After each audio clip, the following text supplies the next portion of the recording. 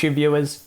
I know this is going to come as a really big surprise, but I regularly get hate messages at the bottom of my videos. That's right. On YouTube, I get some really hurtful things that people say about me. Huge surprise, right?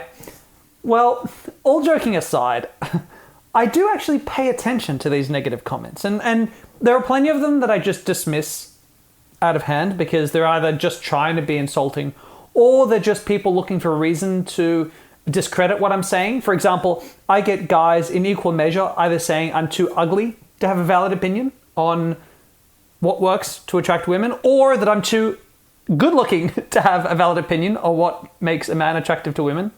Don't know how that works out, but anyway, I get both in equal measure.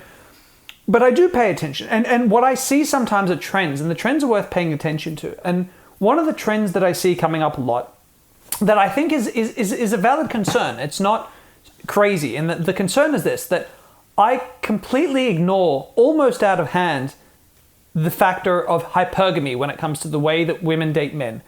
And so therefore, if you aren't really wealthy or powerful and you're not good looking, you're screwed. Women won't date you. There's nothing you can do. And I'm just lying to my viewers. I'm telling a great big fib. And this is often accompanied by a chant of MGTOW or men going their own way, MGTOW for life. But all that aside, it's obviously a very real concern for a lot of men. The concern that hypergamy is real, and if you don't have the right features going for you, then you're screwed in the dating world. But today I want to take some time to explain to you that while hypergamy does exist, it's not something worth being obsessed over. It's not a rule, it's just a trend in the dating world. And at the end, I'm also going to show you very strong scientific data that shows quite clearly that hypergamy is on the very stark decline and is likely to all but disappear in the future.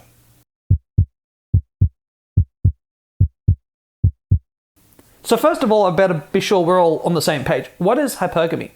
Well, at its simplest form, hypergamy is the concept of dating someone who's of higher social standing, wealth, or power than you are. Generally speaking, when we talk about hypergamy dating, we're talking about women dating more powerful, more wealthy men. And that if you aren't powerful or wealthy, you're not going to be very attractive as a male suitor. And sure enough, if you look through the research and the data and the graphs and all that stuff, you'll see that overall, in basically all of human history, we can see that women date men who are more powerful or more wealthy than they are. Therefore, women prefer men who are more powerful or more wealthy. Therefore, hypergamy is real and is a very strong factor in the dating world. But the first thing I want to say is this. When we look at hypergamy trends, what we are seeing is a trend. And that's a really, really important word. There is a trend for women to want to date men who have money, who are powerful, who are empowered. This is a trend we can see on pretty much every graph. It's real, and I'm not going to argue against it.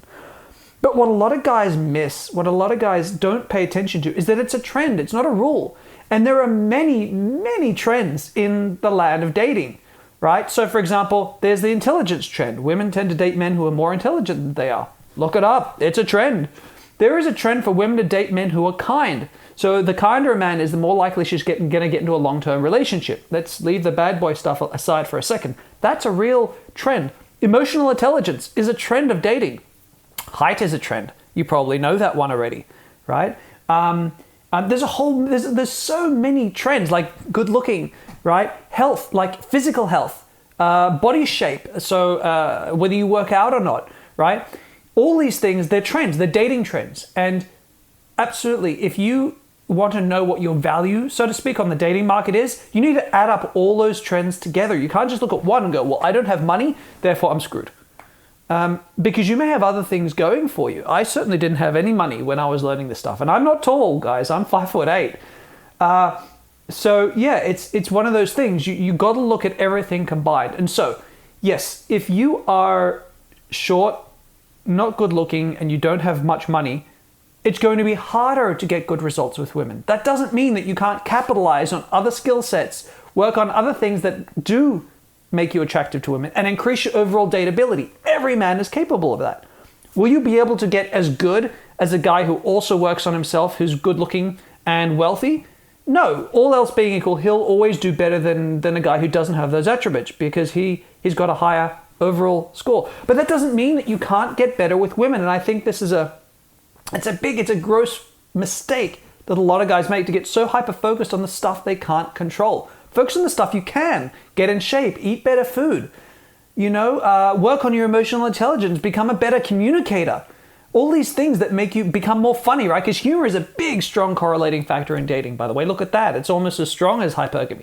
So, that alone can outdo hypergamous stuff. And if you spend any time in dating coaching land, so, don't believe me, go and shadow a dating coach for a while, right? Go and have a chat to people who work at introductions agencies. And what you'll see is that I work with a lot of really, really wealthy guys who cannot get a woman in their lives, right? It proves that hypergamy is not the only factor. In fact, I've got a client that I'm just starting to work with now. He's 35 years old. He retired at 30.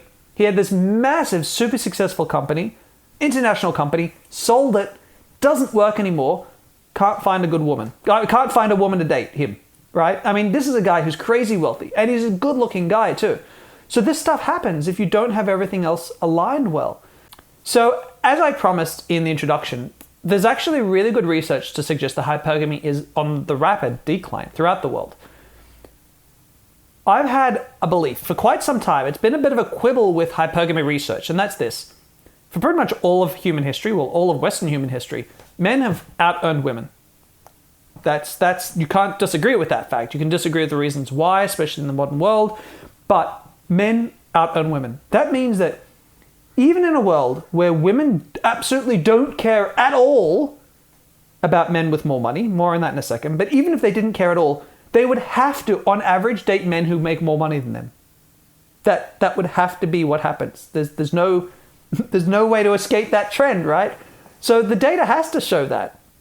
But I've also long suspected that if women started making more money and being more empowered and needing men less, because in the past, women needed a man to support her financially in the household, in the home, right? And that's been a part of our culture for quite some time, that if your man is unstable financially, then your whole life could be rocked. Like if you've got 2 kids and your husband loses his job and can't get another job, your whole world can fall apart. So it's kind of important for long-term security that a man's got money. But if you take that away, if women start to get more independent financially and more successful and more able to look after themselves, I've long suspected the hypergamous trend would crash.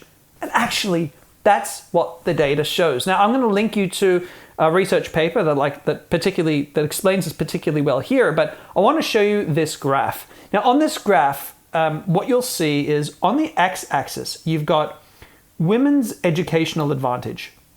So what's that telling you? Well, that's telling you that on the left-hand side, you've got women who are less educated than men on average. On the right-hand side, you've got women who are more educated compared to men on average. And obviously, no surprise, you've got the Middle East towards the left and Europe all the way on the right-hand side in the green.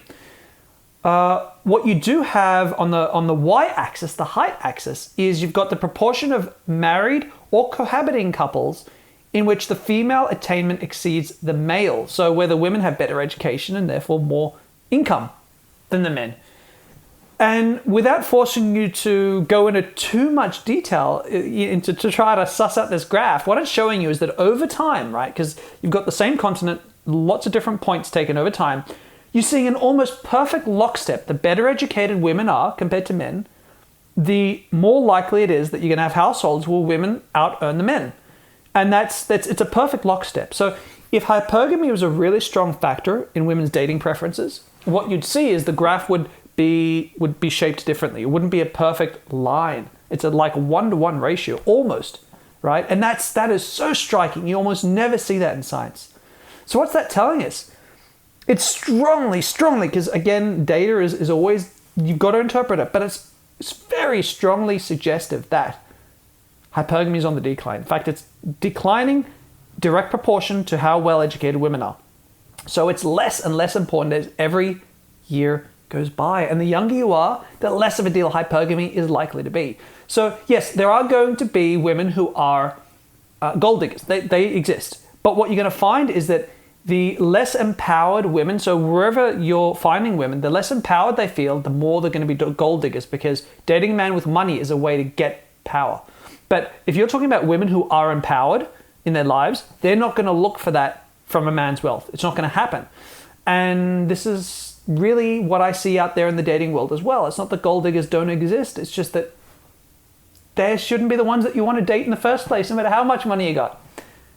So that's what the data is showing, and I'm finding this really, really fascinating. Now, this same study also, it cites a number of other studies that talk about the success of marriages where women earn more than men, because there's this sort of rumor going around that because of hypergamy, if a woman's earning more than you, she's going to jump your sorry ass for a guy who's got more money, because that's what women want.